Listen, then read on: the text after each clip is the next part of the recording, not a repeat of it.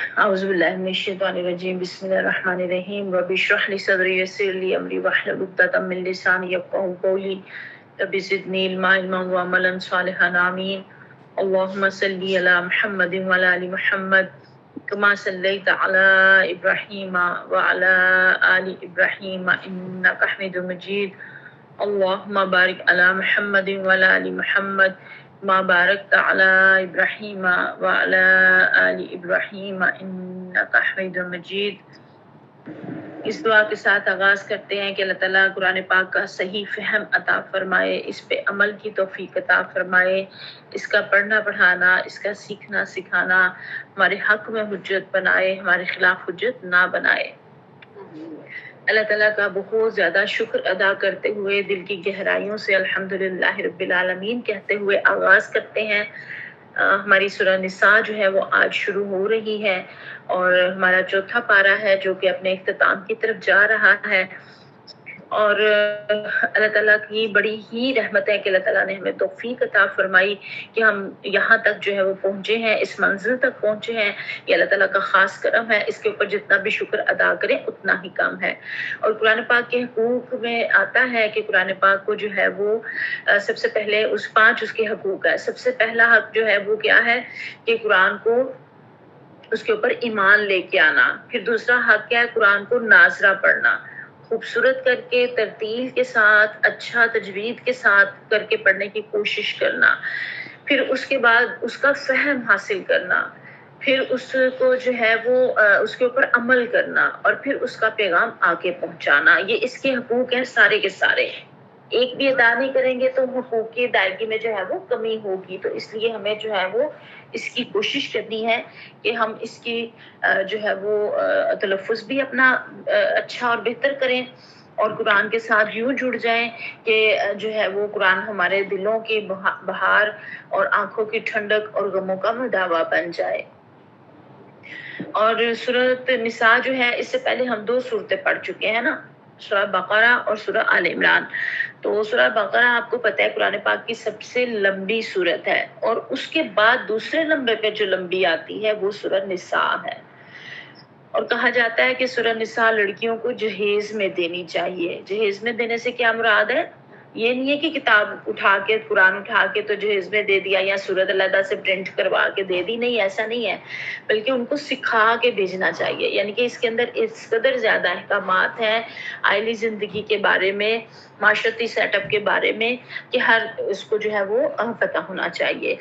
اور سورہ بقرہ کا مرکزی مضمون جو تھا وہ بنی اسرائیل کا کردار تھا، اور اس کے اوپر زیادہ بات کی گئی تھی۔ امامت کی تبدیلی اس کا مرکزی مضمون تھا، اور آل عمران میں ہم نے عیسائیوں کے اوپر جو ہے وہ بات زیادہ پڑھی۔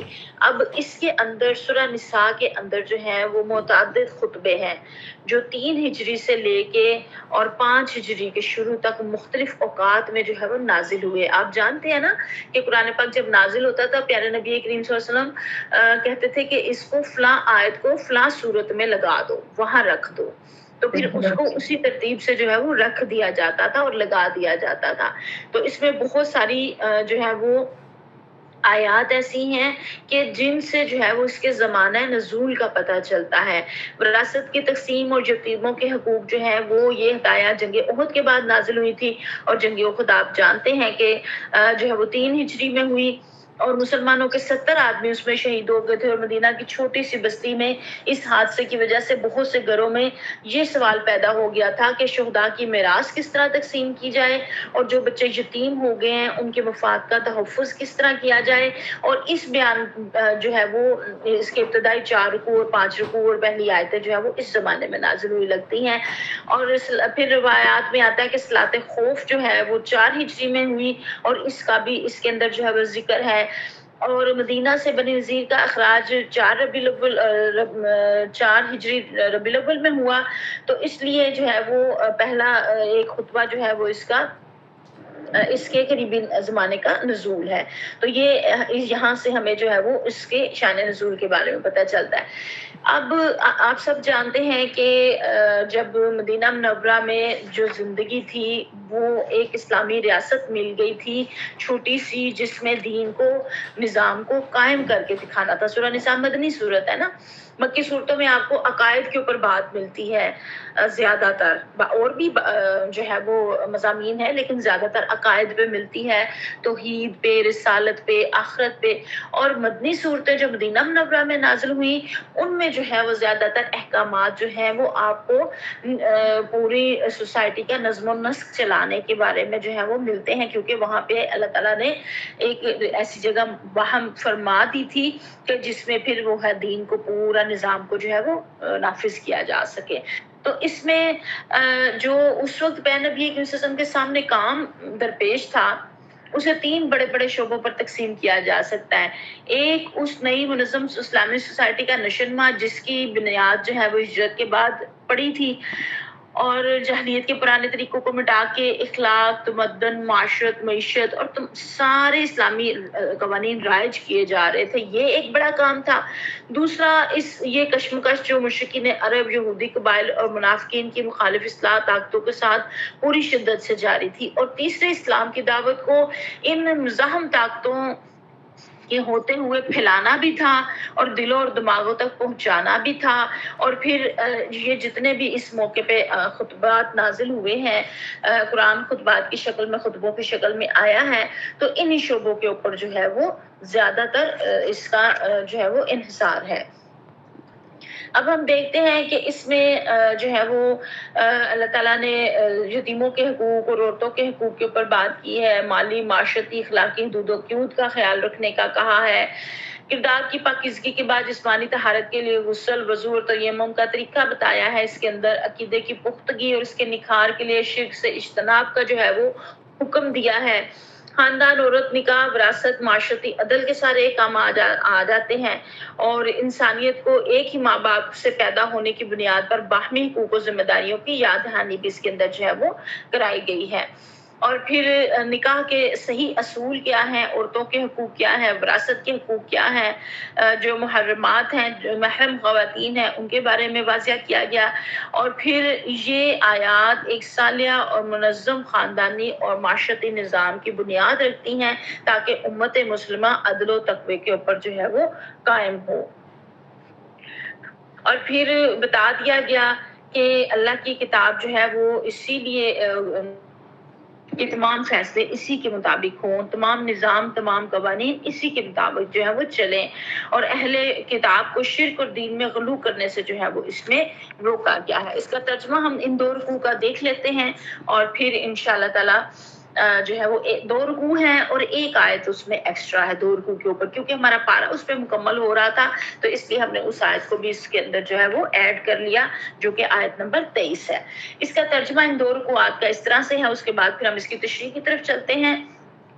یہ اس کے اہم نکات، اس کا زمانہ نزول، اس کا جو ہے وہ اہم مضامین جو آپ کے سامنے رکھے گئے. ترجمہ اس کا اس طرح سے ہے. اللہ تعالیٰ فرماتے ہیں، لوگوں اپنے رب سے ڈرو جس نے تم کو ایک جان سے پیدا کیا اور اسی جان سے اس کا جوڑا بنایا، اور دونوں سے بہت سے مرد اور عورت جو ہے وہ دنیا میں پھیلا دیے. اس خدا سے ڈرو جس کا واسطہ دے کر تم ایک دوسرے سے اپنا حق مانگتے ہو، اور رشتہ و قرابت کے تعلقات کو بگاڑنے سے پرہیز کرو. یقین جانو کہ اللہ تم پر نگرانی کر رہا ہے. یتیموں کے مال ان کو واپس دو، اچھے مال کو برے مال سے نہ بدل لو، اور ان کے مال اپنے مال کے ساتھ ملا کر نہ کھا جاؤ، یہ بہت بڑا گناہ ہے. اگر تم یتیموں کے ساتھ بے انصافی کرنے سے ڈرتے ہو تو جو عورتیں تم کو پسند آئیں ان میں سے 2 3 4 سے نکاح کر لو. لیکن اگر تمہیں اندیشہ ہو کہ ان کے ساتھ عدل نہ کر سکو گے تو پھر ایک ہی بیوی کرو، یا ان عورتوں کو زوجیت میں لاؤ جو تمہارے قبضے میں آئی ہیں. بے انصافی سے بچنے کے لیے یہ زیادہ قرین ثواب ہے. اور عورتوں کے مہر خوشدلی کے ساتھ فرض جانتے ہوئے ادا کرو، البتہ اگر وہ خود اپنی خوشی سے مہر کا کوئی حصہ تمہیں معاف کر دیں تو مزے سے اس کو تم کھا سکتے ہو. اور اپنے وہ مال جنہیں اللہ نے تمہارے لیے قیام زندگی کا ذریعہ بنایا ہے نادان لوگوں کے حوالے نہ کرو، البتہ انہیں کھانے اور پہننے کے لیے دو اور انہیں نیک ہدایت کرو. اور یتیموں کی آزمائش کرتے رہو یہاں تک کہ وہ نکاح کے قابل عمر کو پہنچ جائیں. پھر اگر تم ان کے اندر اہلیت پاؤ تو ان کے مال ان کے حوالے کر دو. ایسا کبھی نہ کرنا کہ حد انصاف سے تجاوز کر کے اس خوف سے ان کے مال جلدی جلدی کھا جاؤ کہ بڑے ہو کر تو اپنے حق کا مطالبہ کریں گے. یتیم کا جو سرپرست مالدار ہو وہ پرہیزگاری سے کام لے اور جو غریب ہو وہ معروف طریقے سے کھائے. پھر جب ان کے مال ان کے حوالے کرنے لگو تو لوگوں کو اس پر گواہ بنا لو اور حساب لینے کے لیے اللہ کافی ہے. مردوں کے لیے اس مال میں حصہ ہے جو ماں باپ اور رشتہ داروں نے چھوڑا ہو اور عورتوں کے لیے بھی اس مال میں حصہ ہے جو ماں باپ اور رشتہ داروں نے چھوڑا ہو خواہ تھوڑا ہو یا بہت, اور یہ حصہ اللہ کی طرف سے مقرر ہے. اور جب تقسیم کے موقع پر کنبے کے لوگ اور یتیم اور مسکین آئے تو اس مال سے ان کو بھی دو اور ان کے ساتھ بھلے مانسو کسی بات کرو. لوگوں کو اس بات کا خیال کر کے ڈرنا چاہیے کہ اگر وہ خود اپنے پیچھے بے بس اولاد چھوڑ دے تو مرتے وقت انہیں اپنے بچوں کے حق میں کیسے کچھ اندیشے لاحق ہوتے. بس چاہیے کہ وہ خدا کا خوف کریں اور راستے کی بات کریں. جو لوگ ظلم کے ساتھ یتیموں کے مال کھاتے ہیں در حقیقت وہ اپنے پیٹ آگ سے بھرتے ہیں. استغفر اللہ. اور وہ ضرور جہنم کی بھڑکتی ہوئی آگ میں جھونکے جائیں گے. تمہاری اولاد کے بارے میں اللہ تمہیں ہدایت کرتا ہے کہ مرد کا حصہ 2 عورتوں کے برابر ہے, اور اگر میت کی وارث 2 سے زائد لڑکیاں ہوں تو انہیں ترکے کا 2/3 دیا جائے, اور اگر ایک ہی لڑکی وارث ہو تو آدھا ترکہ اس کا ہے. اگر میت صاحب اولاد ہو تو اس کے والدین میں سے ہر ایک کو ترکے کا 6واں حصہ ملنا چاہیے, اور اگر وہ صاحب اولاد نہ ہو اور والدین ہی اس کے وارث ہو تو ماں کو 3واں حصہ دیا جائے. اگر میت کے بھائی بہن بھی ہوں تو ماں 6 حصے کی حقدار ہوگی. یہ سب حصے اس وقت نکالے جائیں گے جبکہ وصیت جو میت نے کی ہو پوری کر دی جائے اور جو قرض اس پر ہو ادا کر دیا جائے. تم نہیں جانتے کہ تمہارے ماں باپ اور تمہاری اولاد میں سے کون بلحاظ نفع تم سے زیادہ قریب ہے. یہ حصے اللہ نے مقرر کر دیے اور اللہ یقیناً سب حقیقتوں سے واقف ہے اور ساری مصلحتوں کا جاننے والا ہے. اور تمہاری بیویوں نے جو کچھ چھوڑا ہو اس کا آدھا حصہ تمہیں ملے گا اگر وہ بے اولاد ہوں, ورنہ اولاد ہونے کی صورت میں ترکے کا 1/4 حصہ تمہارا ہے جبکہ وصیت جو انہوں نے کی ہو پوری کر دی جائے اور قرض جو انہوں نے چھوڑا ہو ادا کر دیا جائے. اور وہ تمہارے ترکے میں سے 1/4 کی حقدار ہوں گی اگر تم بے اولاد ہو, ورنہ صاحب اولاد ہونے کی صورت میں ان کا حصہ 8واں ہوگا. بعد اس کے جو وصیت تم نے کی ہو وہ پوری کر دی جائے اور جو قرض تم نے چھوڑا ہو اب وہ ادا کر دیا جائے. اور اگر وہ مرد یا عورت جس کی میراث تقسیم طلب ہے بے اولاد بھی ہو اور اس کے ماں باپ بھی زندہ نہ ہو مگر اس کا ایک بھائی یا ایک بہن موجود ہو تو بھائی اور بہن ہر ایک کو 6واں حصہ ملے گا. اور بھائی بہن ایک سے زیادہ ہوں تو کل ترکے کے 1/3 میں سب شریک ہوں گے جبکہ وصیت جو کی گئی ہو پوری کر دی جائے اور قرض جو میت نے چھوڑا ہو ادا کر دیا جائے بشرطے کہ وہ ضرر رساں نہ ہو. یہ حکم ہے اللہ کی طرف سے اور اللہ دانا اور بینا اور نرم خو ہے. اب ان آیات سے ہی واضح ہو گیا کہ سارا جو ہے وہ وراثت کی بھی بات آ گئی, عورتوں کے حقوق کی بھی بات آ گئی, یتیموں کی بھی بات آ گئی, اور سب سے پہلی جو آیت ہے ہائی لائٹ کر لیجئے اس کو, یہ خطبہ نکاح کے اندر بھی شامل ہے. اور خطبہ نکاح کے اندر شامل ہے جو 3 آیات جو شامل ہیں اس میں اتقوا اللہ کا ہی لفظ آتا ہے, اللہ سے ڈرو, کیونکہ حقوق العباد جو ہیں وہ انسان ادا کر ہی نہیں سکتا جب تک کہ اس کو خدا کا خوف نہ ہو, کیونکہ اللہ کا خوف ہی ایک ایسی چیز ہے جو انسان کو جو ہے وہ بستیوں سے اٹھا کے بلندیوں پہ لے جاتی ہے اور اس کو صحیح چلنے کی توفیق عطا کرتی ہے. اور قرآن کریم انسان کا ہاتھ پکڑ کر قدم قدم پر اس کی رہنمائی کرتا ہے, اسے تدریج کے ساتھ جو ہے اس کی موجودہ گری حالت سے نکال کے اسے بلند مقام تک اٹھاتا چلا جاتا ہے.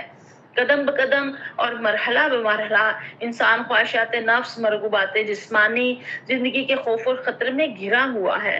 بلندیوں تک پہنچ جانے کی اس راہ میں قدم قدم پر مشکلات کے کانٹے جو ہے وہ بچھے ہوئے ہیں اور اس کو ہے کہ وہ کامیاب ہو جائے اور بلندی پہ پہنچ جائے, دنیا میں بھی کامیابی لے لے, آخرت میں بھی جنت اس کو مل جائے. تو اس کے راستے میں جگہ جگہ انسان کا دشمن گھات لگا کے بیٹھا ہے, اور وہ دشمن کون ہے؟ گروپ میں جلدی سے لکھ دیجئے, جس کو قرآن نے عدو مبین بھی کہا ہے. اور یہاں پہ پھر بتا دیا گیا کہ سب سے پہلے ہی آج جو ہے وہ مجھے اور آپ کو بتاتی ہے کہ ہم سب آپس میں رحم کے رشتے میں جڑے ہوئے ہیں, کیونکہ اللہ تعالیٰ نے ایک جان سے پیدا کیا اور اسی جان سے اس کا جوڑا بنایا اور پھر بہت سے مرد و عورت دنیا میں پھیلا دیے.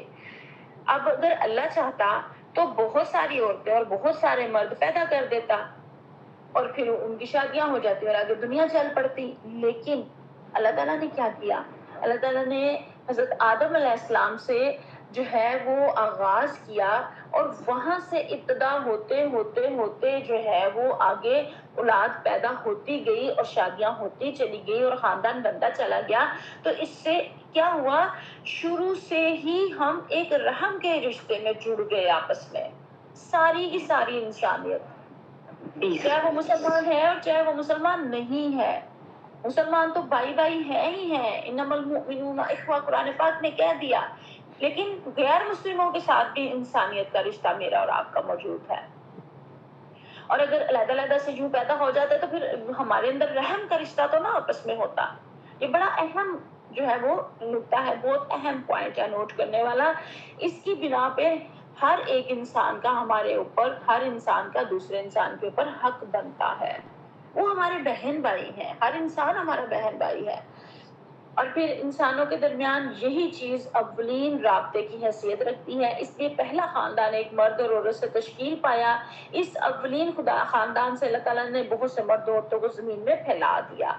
اور اس آیت کے خاتمے پر تمام انسانوں کو اللہ تعالیٰ نے تقویٰ اور ارحام کے تقوی کو اختیار کرنے کی جو ہے وہ تلقین کی ہے. یعنی کہ اللہ سے ڈرتے ہوئے رشتہ داریوں کو نبھایا جائے، اپنے احساسات اور جذبات کی وجہ سے قرابت کے تعلقات کو خراب نہ کیا جائے، ان کے حقوق کا، ان کے رشتوں کا جو ہے وہ پاس کیا جائے. نبی کریم صلی اللہ علیہ وسلم کا فرمان ہے، رحم رحمان سے نکلا ہے. اللہ تعالیٰ نے فرمایا جو تجھے ملائے گا میں اسے ملاؤں گا، جو تجھے کاٹے گا میں اسے منقطع کر دوں گا. رحم مادر کہتے ہیں نا کہ ماں کے پیٹ سے، اور رحم جو ہے وہ رحمان سے ہے. اور پھر حدیث مبارکہ میں آتا ہے نبی کریم صلی اللہ علیہ وسلم نے فرمایا رشتہ داریوں کو توڑنے والا جنت میں نہیں جائے گا. استغفر اللہ معاف فرمائے. آج ہم چھوٹی چھوٹی باتوں سے جو ہے وہ خفا ہو کے، ناراض ہو کے جو ہے وہ بیٹھ جاتے ہیں. اور یہ ایک علیحدہ بات ہے کہ زندگی بہت مصروف ہو گئی ہے تو مصروفیت کی بنا پہ کم آنا جانا یا کم ملنا جلنا ہوتا ہے، یہ ایک علیحدہ بات ہے. لیکن ناراض ہو جانا اور رشتہ داریوں کو توڑ دینا، اور یہ اس سے جو ہے وہ منع کیا گیا. صلہ رحمی کے بارے میں نبی کریم صلی اللہ علیہ وسلم نے فرمایا عدلے کا بدلہ صلہ رحمی نہیں ہے، بلکہ صلہ رحمی یہ ہے کہ دوسرا آدمی صلہ رحمی نہ بھی کرے تو بھی اس کا خیال رکھا جائے. ہم کہتے ہیں فلاں نے میرے ساتھ ایسے برا سلوک کیا، فلاں نے ایسے کیا ایسے کیا، تو میں بھی جو ہے وہ میں بھی نہیں اس کو بلاؤں گا اور میں بھی نہیں بلاؤں گی اور میں بھی نہیں بات کروں گی اور میں بھی ایسے. یہ اس کے اوپر تو بنیاد رکھی ہی نہیں گئی. دین نے، قرآن نے، اللہ نے تو اس بات پہ بنیاد ہی نہیں رکھی انسان کے عمل کی دوسرے کے عمل کے اوپر، رکھی ہی نہیں ہے اس بات پہ بنیاد. انسان کے عمل کی بنیاد کس کے اوپر رکھی ہے؟ تقوی کے اوپر. یہاں یہ مجھے اور آپ کو بتا دیا گیا کہ اس اللہ سے ڈرتے ہوئے رشتے اور قرابت کے تعلقات کو بگاڑنے سے پرہیز کرو. یقین جانو کہ اللہ تم پر نگرانی کر رہا ہے. اللہ تعالیٰ کہہ رہے ہیں ان اللہ کان علیکم رقیبا، کہ تمہارے اوپر نگہبان ہے، وہ تم کو دیکھ رہا ہے. اور پھر ساتھ ہی آگے یتیموں کے حقوق کی بات آ گئی. پہلے تمام بنی نوح انسان کو ایک کنبہ قرار دے دیا، پھر ایک دوسرے کے حقوق کا خیال رکھنے کا حکم دے دیا، پھر معاشرے کے کمزور ترین لوگوں کے حقوق کا ان 6 آیات میں ذکر کیا. کمزور ترین کون ہے؟ ظاہر ہے یتیم جو ہے وہ زیادہ کمزور ہے، اور پھر یتیم میں بھی لڑکی جو ہے وہ زیادہ کمزور ہے بنسبت لڑکے کے. تو یہاں پہ ان کے حقوق کی خاص طور پہ جو ہے وہ بات کی گئی. اور ان کے مال جو ہے وہ نہ لو اور اچھے مال کو برے مال سے نہ بدلو. یہی رواج تھا جاہلیت کا کہ جو ہے وہ یتیموں کا مال کھا جانا اور یتیم لڑکیوں کے ساتھ شادیاں اس وجہ سے کر لینی کہ ان کو جو ہے وہ ہم جیسا مرضی ان کے ساتھ سلوک کریں گے، ہمیں پوچھنے والا کون ہے، اور پھر ان کا مال سارے کا سارا ہمیں مل جائے گا. حضرت عائشہ صدیقہ رضی اللہ عنہا فرماتی ہیں اس کی تفسیر میں کہ زمانہ جاہلیت میں جو بچیاں یتیم ہوتی تھی، لوگوں کی سرپرستی میں ہوتی تھی، ان کے مال اور ان کے حسن و جمال کی وجہ سے یا اس خیال سے کہ ان کا کوئی سر دھر تو ہے نہیں، جس طرح چاہیں گے دبا کے رکھیں گے، تو مرد خود ان کے ساتھ نکاح کر لیتے اور پھر ان کے اوپر ظلم کیا کرتے. تو پھر یہاں پہ کہا گیا کہ تم اس کو عورت کو تحفظ دیا گیا. اس کو کہا گیا کہ تم ان سے شادی کر لو۔ حضرت عائشہ صدیقہ رضی اللہ عنہا فرماتی ہیں کہ ایک آدمی کی پرورش میں ایک یتیم لڑکی تھی جس کی ملکیت میں ایک باغ تھا، اس باغ کی وجہ سے وہ اس کی پرورش کرتا رہا، حالانکہ اس کو اس سے کوئی خاص لگاؤ نہیں تھا۔ تو یہ آیت جو ہے پھر نازل ہوئی کہ یہ بخاری شریف کی حدیث مبارکہ ہے کہ تم یتیم بچیوں کے ساتھ انصاف نہیں کر سکتے تو پھر دوسری عورتوں کے ساتھ اپنی پسند کے مطابق 2 3 4 نکاح کر سکتے ہو۔ اس میں اگر تمہیں اندیشہ ہو کہ تم ان کے درمیان عدل نہیں کر پاؤ گے تو ایک ہی نکاح کرو۔ اب یہاں دیکھ لیں، کہتے ہیں کہ اجازت اسلام نے دی ہے، اسلام نے روک لگائی ہے، قدغن لگائی ہے، پابندی لگائی ہے۔ یہ نہیں تھا کہ لوگ ایک شادی کرتے تھے تو اسلام نے آ کے کہہ دیا نہیں تم 2 3 4 کر لو، ایسا نہیں ہے۔ جاہلیت کا رواج یہ تھا کہ ایک آدمی کی 100 بلا مبالغہ 100 بیویاں ہوتی تھی، کسی کی 50، کسی کی 40، کسی کی 60 اور 10 تو لازمی ہوتی تھی۔ تو پتہ ہی نہیں ہوتا تھا اس آدمی کو کہ میری کون سی بیوی ہے اور کون سی بیوی نہیں ہے، اور وہ ان ساریوں کا حق ادا نہیں کرتا تھا اور نہیں کر سکتا تھا۔ تو یہ اس کے اوپر قدغن لگائی گئی، اس کے اوپر روک لگائی گئی۔ کہا گیا کہ یہ جو 100 50 لٹکتی چھوڑی ہوئی ہیں جن کا نہ وہ شادی شدہ، نہ وہ غیر شادی شدہ، نہ جن کے حقوق ادا کرتے ہو نہ کچھ، تو ان کو اتنی نہیں 4 کی حد لگا دی کہ ان کا تم جو ہے وہ کفالت کر سکتے ہو، تو بس ٹھیک ہے، بس 2 یا 3 یا 4۔ لیکن اس کے ساتھ بھی شرط لگائی ہے کہ اگر عدل کر سکو تو، ورنہ ایک ہی کافی ہے۔ ہم مرد جو ہے نا وہ اس آیت کا آدھا حصہ تو بتاتے ہیں، آدھا حصہ جو ہے وہ کھا جاتے ہیں، وہ نہیں بتاتے کہ عدل کے ساتھ پھر ایک ہی کی شرط ہے کہ ایک ہی کرو بس پہ۔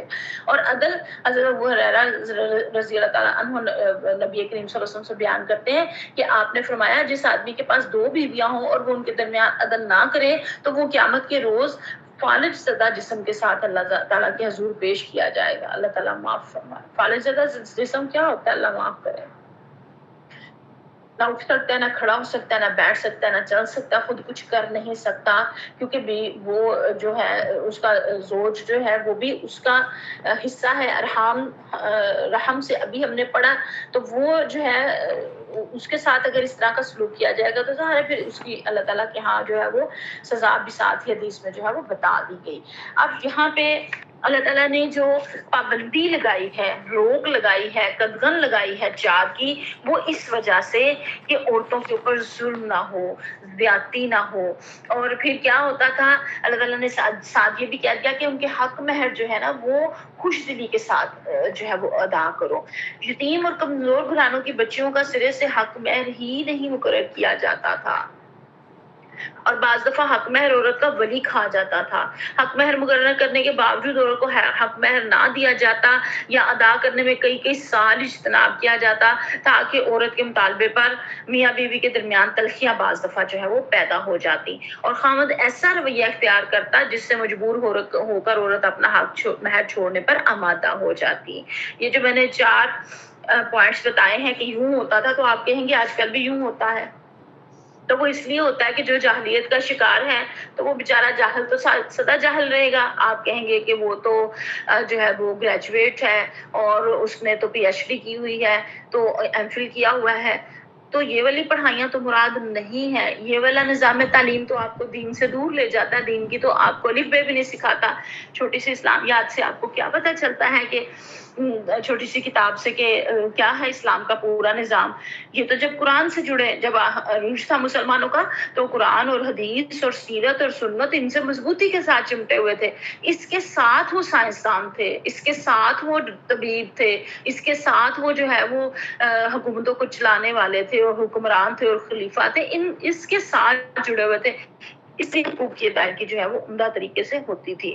تو اس سے جب چاہے 1400 سال کا پہلے کا آدمی ان چیزوں سے ہٹ جائے انسان، تو چاہے آج کا انسان اس تعلیم سے دور ہو جائے، تو جاہلیت تو وہی جاہلیت ہے۔ تو یہاں پہ اللہ تعالیٰ نے کھلے دل کے اللہ تعالیٰ نے بہت انسان کو کھلا دل کرنے کا یہاں پہ کہا کہ خوش دلی کے ساتھ، کھلے دل کے ساتھ جو ہے وہ حق مہر ادا کرو۔ اور پھر یہ بھی ہے کہ اگر حق مہر جو زبردستی کا معاف کروا لیا جاتا ہے وہ والا معاف کروانا نہیں ہے۔ اگر خوش دلی کے ساتھ اگر لگے کہ بھئی نہیں ہے مرد کے پاس اتنا، تو عورت اگر اجازت دے دیتی ہے یا چھوڑ دیتی ہے تو وہ ایک علیحدہ بات ہے۔ ہاں اس کو اتنا تنگ کیا جائے، ستایا جائے، دھمکایا جائے تو پھر وہ چھوڑنے پہ مجبور ہو، تو یہ اسلام ہمیں نہیں سکھاتا یہ والی چیز۔ اور پھر حق مہر کا تعین جو 32 روپے خود سے بنائے ہوئے ہیں، یہ شرعی حق مہر نہیں ہے۔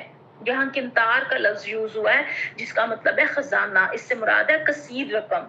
اور آپ لوگوں نے امہات المومنین کورس کیا ہے ریسنٹلی، آپ میں سے کافی سارے لوگوں نے، تو اس میں ہم نے پڑھا نا کہ پیارے نبی کریم صلی اللہ علیہ وسلم نے مختلف مواقع کے اوپر ازواج مطہرات کے مختلف جو ہے حق مہر رکھے ہیں، کوئی ایک لگا بندہ پابندی والا نہیں تھا۔ جب زیادہ مال تھا تو زیادہ حق مہر رکھا، جب تھوڑا تھا تو تھوڑا رکھا۔ تو اس کا مطلب ہے کہ اسلام کہتا ہے کہ لڑکا لڑکی، اس کے ولی جو اس کے سرپرست ہیں، ان کی مرضی کے ساتھ ہوگا اور لڑکے کی استطاعت کے اوپر ہوگا۔ یہ نہیں ہے کہ اس کی استطاعت تو بہت زیادہ ہے وہ بہت کم دے، یا اس کی استطاعت بہت کم ہے تو لڑکی والے بہت زیادہ رکھوا دیں، اس سے مسائل پیدا ہوتے ہیں۔ تو اس چیز سے جو ہے وہ منع کیا گیا ہے۔ اور پھر ساتھ آگے یہ بھی بتا دیا گیا کہ یتیموں کے مال جو ہے نا وہ اس لیے جلدی جلدی نہ کھا جاؤ کہ وہ بڑی جو قابل عمر کو پہنچ جائیں گے تو پھر وہ تم سے جو ہے وہ لے لیں گے اور مطالبہ کریں گے، بلکہ کیا ہے کہ احسن طریقے کے ساتھ۔ اور یتیم کا سرپرست اگر مالدار ہے تو پرہیزگاری سے کام لے، اور اگر غریب ہے تو معروف طریقے سے کھائے۔ اچھا، اب یہاں پہ یہ تھا کہ بہت زیادہ یتیم کے مال کی وجہ سے نا پیچھے ہو گئے تھے، اور صحابہ کرام بھی اور صحابیات بھی اور اس وقت کے لوگ ڈرنا شروع ہو گئے تھے اور یتیموں کا بالکل ہی سب کچھ علیحدہ کر دیا تھا۔ تو یہاں پہ کہا گیا کہ ایسا نہیں ہے، اگر کوئی خود ضرورت مند غریب ہے تو وہ جو ہے وہ معروف طریقے سے اس میں سے لے سکتا ہے، اس میں سے کھا سکتا ہے، یعنی کہ اپنا گزر بسر کرنے کے لیے نا حق الخدمت اپنا، کہ جو وہ اس کی خدمت کر رہا ہے، اس کی پرورش کر رہا ہے، تو لیکن وہ اعلانیہ متعین کر کے لے اور اس کا حساب رکھے، اور اگر ادا کر سکتا ہو کسی وقت میں تو ادا بھی کر سکتا ہے تو کر دے۔ اور پھر یہاں جو ہے وہ اسلام سے پہلے اور آج بھی دنیا میں تقسیم کے بارے میں 4 قانون نافذ العمل ہیں۔ کون کون سا؟ عورتوں کو مالی حقوق سے یکسر محروم رکھنا، خاوند فوت ہونے کے بعد بیوہ اور بیٹیوں کو متروکہ جائیداد سے خارج کر دینا، باپ کے فوت ہونے کے بعد صرف بڑے بیٹے کو وراثت کا حقدار ٹھہرانا، اور باپ کی وراثت میں صرف بیٹوں کا ہی حق قرار پانا۔ یہ پہلے بھی جاہلیت کے دور میں بھی یہی چیزیں تھیں اور اب بھی۔ تو یہاں پہ اللہ تعالیٰ نے اس آیت کے اندر، آیت نمبر 7 کے اندر کھول کے بتا دیا، عورتوں کے لیے اس کے مال میں، مردوں کے لیے اس مال میں حصہ ہے جو ماں باپ اور رشتہ داروں نے چھوڑا، اور عورتوں کے لیے بھی اس مال میں حصہ ہے جو ماں باپ اور رشتہ داروں نے چھوڑا، اور تھوڑا ہو یا زیادہ۔ کہتے ہیں کہ 1 گز کپڑا بھی اگر چھوڑا ہے اور 10 اس کے وارث ہیں تو اس کے 10 حصے ہی ہوں گے۔ یہ حدیث مبارکہ میں آتا ہے۔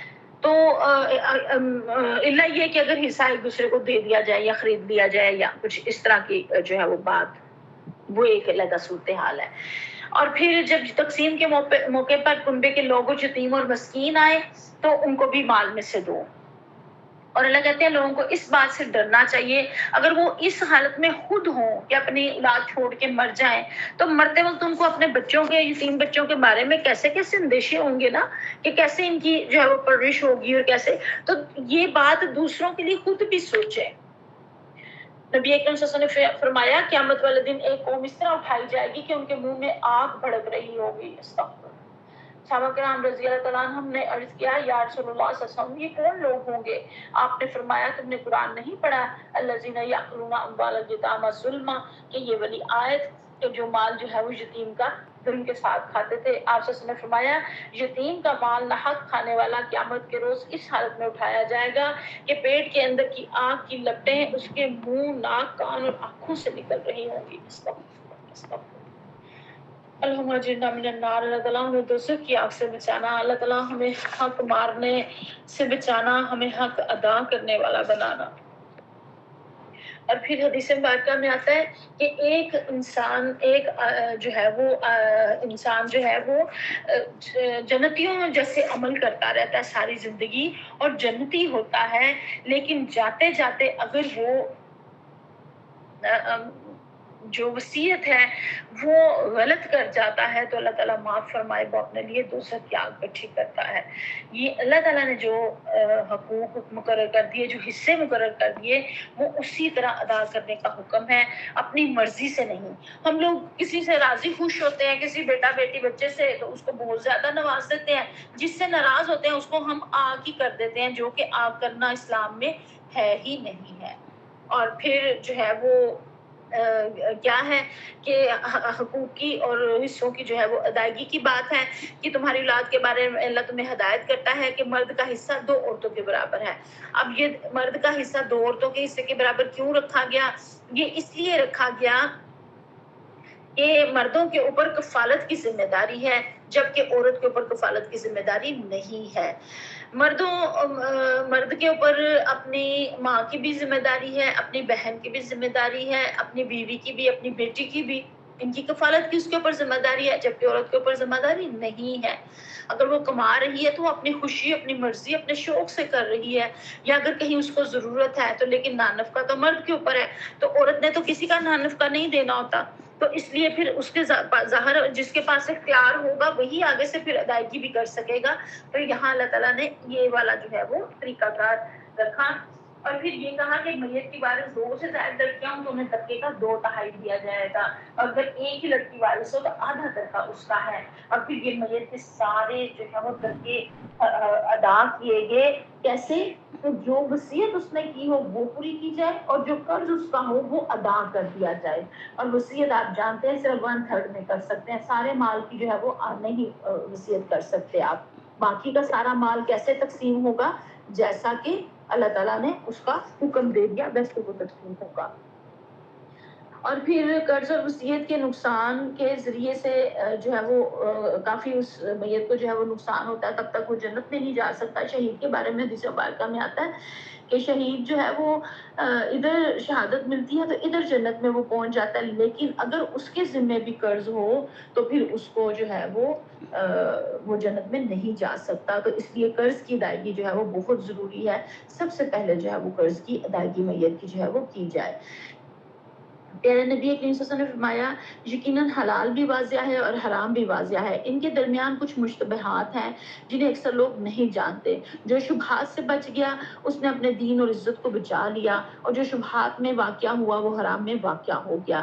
یہ چرواہے کی طرح جو چراگاہ کے قریب جانور چراتا ہے، ہو سکتا ہے وہ جانور چراگاہ میں چرنا شروع ہو جائیں۔ خبردار، ہر بادشاہ کی ایک چراگاہ ہوتی ہے اور اللہ کی چراگاہ اس کی حرام کردہ چیزیں ہیں۔ سنو، یقیناً جسم میں ایک ٹکڑا ہے، جب وہ ٹھیک ہو تو سارا جسم درست ہوتا ہے، اور جب وہ فاسد ہو تو سارا جسم خراب ہو جاتا ہے۔ یاد رکھو وہ دل ہے۔ یہ مسلم کی حدیث مبارکہ ہے، جو بہت لمبی حدیث مبارکہ ہے، اور یہ جو آیت ہے ہمارے پاس، آیت نمبر 13 کے، جس میں اللہ تعالیٰ کہہ رہے ہیں کہ یہ اللہ کی مقرر کی ہوئی حدیں ہیں، اور جو اللہ تعالیٰ اور اس کے رسول کی فرمانبرداری کرے گا اللہ تعالیٰ اس کو جنتوں میں لے جائے گا جس کے نیچے جو ہے وہ نہریں بہتی ہیں، اور یہی کامیابی ہے۔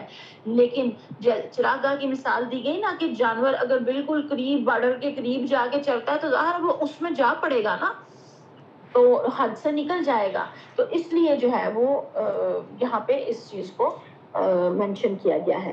اور پھر سب سے آخری جو آیت کا جو حصہ ہے، ایک تو اللہ تعالیٰ یہاں یہ فرما رہے ہیں نا کہ وَذَلِكَ الْفَوْزُ الْعَظِيمُ، کہ یہی جو ہے وہ سب سے بڑی کامیابی ہے کہ جو جنت میں چلا جائے اور یہاں سے جو ہے بچ جائے۔ اور اس رکوع کا جو لاسٹ ہے واللہ علیم حلیم، کہ اللہ تعالیٰ جو ہے وہ جاننے والا بھی ہے اور نرم خو ہے، یعنی کہ ہماری بہت ساری غلطیوں اور خرابیوں اور کوتاہیوں کو تو سنا رب ویسے ہی معاف کر دیتا ہے، حالانکہ وہ جانتا ہے۔ اللہ ہر چیز کا علم رکھنے والا ہے نا، لیکن یہاں صرف حلیم، نرم خوئی کی صفت کا ذکر کیا گیا کہ اللہ نے یہ قوانین مقرر کرنے میں سختی نہیں کی ہے، بلکہ ایسے قاعدے مقرر کیے جن میں بندوں کے لیے زیادہ سے زیادہ سہولت ہے، تاکہ وہ مشقت اور تنگی میں مبتلا نہ ہو۔ میرے اور آپ ہی کے لیے سہولت ہے۔ اللہ تعالیٰ ہمیں عمل کی توفیق عطا فرمائے۔ ہم اس کے جو ایکشن پوائنٹس ہیں، کرنے کے کام ہیں، وہ دہرا لیتے ہیں۔ تقوی اختیار کرنے کا کہا گیا کہ اللہ کے خوف کو ہر معاملے میں سامنے رکھنا ہے، وہ بنیاد ہے تمام نیکیوں کی جڑ اور بنیاد تقوی ہے، اور یتیموں کے حقوق کا خیال رکھنا ہے، نکاح میں عدل کرنا ہے، اگر حق میں مشتری سے دینا عورت کا یہ بنیادی حق ہے۔ آپ کہیں گے کہ ہم تو خود خواتین ہیں، تو ہم جو ہے وہ کیسے یہ کر سکتے ہیں نا، حق مہر تو ہم نے لینا ہے، ہم نے دینا تو نہیں ہے۔ لیکن ہماری سادہ محترم کہا کرتی تھی کہ مستقبل کے شوہر آپ کی گودوں میں ہیں، اگر آپ کو نہیں حق مہر ملا تو آپ اپنی بہوؤں کا ضرور دلوائیں، جو حقوق آپ کو حاصل نہیں ہوئے وہ آپ ضرور آگے دلوائیں۔ یہ نہیں کرنا کہ ہم نے پھر اپنے بدلے لینے ہیں کہ ہمارے جو ہے وہ ساتھ فلاں ہمارے رشتہ دار نے یہ برا سلوک کیا تھا تو اب میں بھی آگے ویسے کروں، نہیں، جو اپنے ساتھ غلطی خرابی ہو گئی سو ہو گئی، ہم وہ آگے سے نہ کریں۔ پھر جو ہے وہ کمزور طبقے کا عورتوں، یتیموں، بچوں اور ان کے حقوق کی جو ہے وہ حفاظت کرنی ہے۔ بچنے کے کام، یتیموں کا مال ناجائز کھانا یا ہڑپ کرنا، اس سے جو ہے وہ بچنا ہے، عورتوں کو ان کے حقوق، وراثت، عزت سے محروم کرنا، حق مہر سے ان سے بچنا ہے، وراثت میں ناجائز تبدیلی یا دباؤ ڈال کا حصہ چھیننا، اس سے بچنا ہے۔ بعض دفعہ ہم خواتین ایسے رشتوں میں ہوتی ہیں کہ جہاں ہمارا جی چاہ رہا ہوتا ہے کہ جو ہمیں جائیداد حصہ مل رہا ہے فلاں کو نہ ملے، ہمارے فلاں رشتہ دار کو نہ ملے، یا ہمارے فلاں جو ہمیں پسند نہیں ہے، جو کوئی ہمارا دیور ہے، دیورانی ہے، نند ہے، بھابھی ہے، جیٹھ ہے، جٹھانی ہے، کوئی بھی رشتہ ہو سکتا ہے، تو ہمیں ہوتا ہے کہ ان کو نہ دیا جائے، تو ہم اس کا جو ہے وہ اس کی مخالفت کرتے ہیں، جبکہ حدیث مبارکہ میں آتا ہے کہ ذرہ برابر بھی کسی کا جو ہے وہ زمین کا کچھ حصہ مارا ہوگا، حق مارا ہوگا، تو اس 7 زمینوں کا تو گلے میں اللہ تعالیٰ معاف فرمائے پڑے گا۔ وہاں پہ تو نیکیوں کی بہت زیادہ ضرورت ہوگی، تو اس لیے ادائیگی حقوق کی جتنی جہاں جیسے ہم کر سکتے ہیں ہمیں کر دینی چاہیے، دوسرے کا معاملہ اس کے ساتھ، ہم سے اس کی پوچھ نہیں ہونی، نہ ہماری پوچھ اس سے ہونی، نہ اس کی ہم سے ہونی ہے، ہر بندے کی اپنی اپنی پوچھ ہونی ہے۔ پھر اللہ تعالیٰ نے منع کیا کہ 2 بہنوں کے ایک ساتھ نکاح میں نہ رکھو، بے انصافی سے جو ہے وہ بچنا ہے، اور عدل کا جو ہے وہ دامن تھامنا ہے، ورنہ ایک ہی نکاح جو ہے وہ کافی ہے۔ کم عقل یا نابالغ افراد کو مال کا اختیار دینے سے منع کیا گیا ہے، جب وہ بالغ ہو جائے، عقل مند ہو جائے، تو پھر خاندانی رشتوں کو توڑنا یا رشتہ داریوں کے حقوق ادا نہ کرنا، اس سے بھی بچنے کے لیے کہا گیا۔ اور کچھ جو ہے ریفلیکٹیو کوسچنز ہم ہر دفعہ رکھتے ہیں، اس سے کیا ہوتا ہے، آپ کو لگتا ہوگا کہ شاید یہ اتنا اہم کوئی کام نہیں ہے، اور کچھ لوگ تو آپ میں سے ان کے سوالوں کے جواب بھی دیتے ہیں اور بتا بھی دیتے ہیں، اور کچھ جو ہے وہ دوسرا رویہ اختیار کرتے ہیں، لیکن اس کا بہت زیادہ فائدہ ہے اپنی ذات کو۔ ہمیں لگتا ہے کہ شاید جو ہے وہ ٹیچر نے کام کہا ہے تو شاید ٹیچر کا کوئی اپنا فائدہ ہے اس کے اندر، ٹیچر کا اس میں نہیں فائدہ، اس میں میرا اپنا اور آپ کا اپنا، سب کے لیے اپنا اپنا۔ میں بھی ان سوالات کے جوابات خود سے لیتی ہوں، ایسے نہیں ہے کہ صرف آپ کو ہی دے دیتی ہوں۔ تو یہ کیا ہے، یہ سیلف گرومنگ کے لیے ہے۔ اور ہم کل بھی بات کر رہے تھے سورہ آل عمران کا، ہم نے آخری رکوع پڑھا اور اس میں اللہ تعالیٰ نے غور و فکر کی جو ہے وہ دعوت دی ہے، اور بتایا کہ اللہ کے بندے جو ہے وہ اٹھتے بیٹھتے لیٹتے ہر حال میں اللہ کا ذکر کرتے ہیں اور کائنات کے اوپر غور و فکر کرتے ہیں، اور پھر پکار اٹھتے ہیں کہ یہ سب کچھ عبث نہیں بنا۔ تو غور و فکر میں کچھ سوالات بھی آپ کو دیے گئے تھے، تو وہ کس لیے ہیں، سیلف اویئرنیس کے لیے ہیں، اور سیلف اویئرنیس جو ہے، خود شناسی جو ہے وہ پہلا قدم ہے انسان کی سیلف گرومنگ کا، انسان کی بڑھوتری کا، اس کے تزکیہ نفس کا، اس کے جو ہے وہ تقوی کے معیار کو بڑھانے کا۔ تو اس کا جو ہے وہ سب سے پہلا قدم کیا ہے، یہ سوالات ہیں۔ اگر سب انسان ایک ماں اور ایک باپ کی اولاد ہیں تو آج کے دور میں رنگ، نسل اور ذات پات پر فرق کیوں کیا جاتا ہے؟ یتیموں کے حقوق غصب کرنے کے نتائج کیا ہیں، ہمارے معاشرے میں اس کا کیا حال ہے؟ نکاح میں عدل کیوں لازمی؟ اچھا، جہاں معاشرے کا ذکر آئے نا تو صرف دوسروں کو نہیں دیکھنا، دوسرے تیسرے چوتھے کو، معاشرے میں ہم بھی شامل ہوتے ہیں، اور اس لیے آغاز اپنی ذات سے ہوگا۔ نکاح میں عدل کیوں لازمی قرار دیا گیا؟ آج کے معاشرے میں اس پر کس حد تک عمل ہوتا ہے؟ عورت کو مہر اور وراثت میں حصہ دینا کیوں ضروری ہے جبکہ کئی معاشروں میں اس کا حق دبایا جاتا ہے؟ اگر وراثت کے اصولوں پر عمل نہ کیا جائے تو خاندان اور معاشرے پر کیا اثرات پڑ جاتے ہیں یا مرتب ہوتے ہیں؟